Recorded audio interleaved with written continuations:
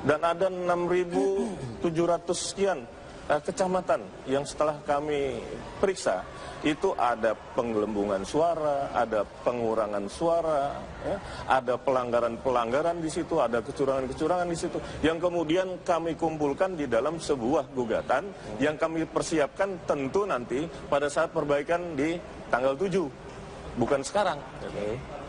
Oke, so jadi goalnya apa yang diharapkan oleh teman-teman ini? Goalnya yang pertama adalah nanti MK menetapkan hitungan berdasarkan versi kami atau bukti-bukti yang kami temukan. Ya. Setidaknya ada sekian puluh ribu, tepatnya itu ada 41.343 yang kita persoalkan TPS itu.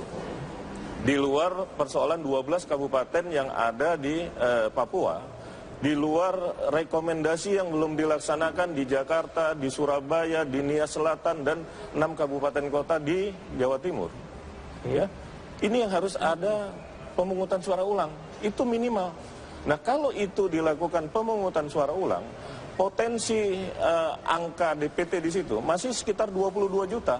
Ayo kita lakukan pemungutan suara ulang. Dan itu akan merubah perolehan suara.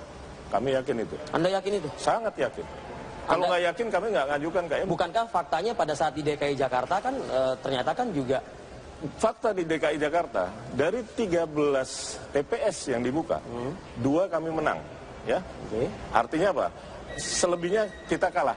Tapi kekalahan itu ternyata menurunkan perolehan suara pasangan nomor 2 51%. Yang artinya kan tidak memenangkan Anda juga begitu kan, pasangan Anda juga. Berkurang gapnya. Itu baru 13 TPS, Mas. Ini puluhan ribu TPS yang akan dibuka begitu. Ya.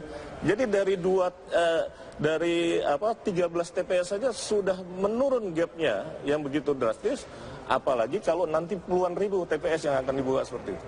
Oke, Bang Irman, kalau terbukti apa yang disampaikan oleh Pak Didi tadi, artinya kan ada pelanggaran hukum dong yang terjadi pada saat pemilihan kemarin. Sanksi apa, hukum apa yang bisa dilakukan? Jadi begini, kita harus membangun ruang persepsi publik bahwa kalau dikabulkan gugatannya Mas Didi dan kawan-kawan ini, maka MK itu salah dan jahat. Gitu. Begitu pula sebaliknya. Kalau ditolak bahwa MK itu salah dan jahat, kan semua.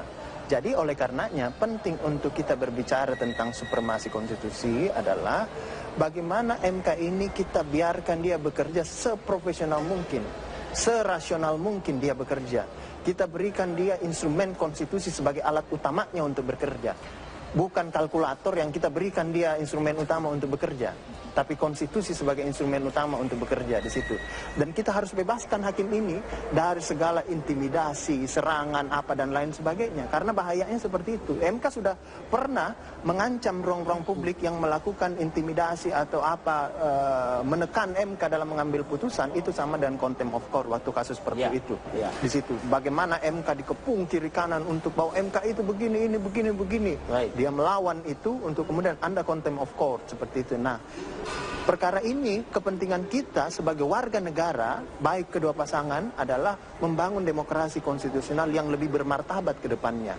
Seperti yang Ibu Titi sebutkan di situ.